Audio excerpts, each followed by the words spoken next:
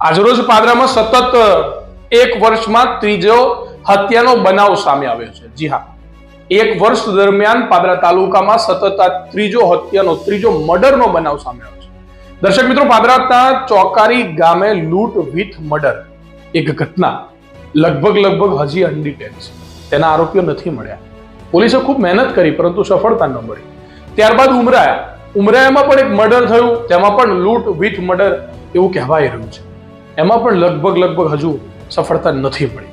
ત્યારબાદ પાટોદમાં હત્યાનો પ્રયાસ અથવા તો લૂંટ કરવામાં આવી હતી, પરંતુ ત્યાં પાદરા પોલીસ સ્ટેશનના પીઆઈ ચારણ સાહેબની બુદ્ધિથી અને તેઓના સ્ટાફના કહી શકાય કે તમામ એવા પ્રયત્નોથી એ લૂંટારાઓને પકડી લેવામાં આવ્યા। પાટોદની એ લૂંટ ડિટેક્ટ કરી લેવામાં આવી, પોલીસને ત્યાં સફળતા મળી અને હવે મર્ડરમાં ત્રીજો અને મોટા ગુનાઓમાં ચોથો એવો બનાવ પાદરાના મહલી પાસે આવેલા એક ઘરમાં હત્યાનો બનાવ। અમારી એવી શંકા છે કે પોલીસ આ હત્યાના બનાવને માત્ર ગણતરીના કલાકો અથવા તો ગણતરીના દિવસોમાં તેને શોધી કાઢશે, તેને ડિટેક્ટ કરશે અને પ્રજા સમક્ષ મૂકી પણ દેશે કે આરોપીઓ હતા ને એનું કારણ। પરંતુ પાદરાનો માહોલ, પાદરામાં બનતા વધુ થઈ રહ્યા બનાવો ખરેખર ચિંતાજનક છે।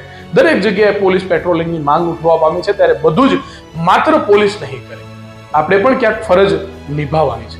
ભલે ખેતરમાં રહેતા હોઈએ, સીમ વિસ્તારમાં રહેતા હોઈએ, પૈસા હોય કે ન હોય, પરંતુ જીવથી વધારે પૈસા નથી। માટે સીસીટીવી કેમેરા કે જે માત્ર 2000, 1200, 1500, 3000ની કિંમતના આવતા હોય છે।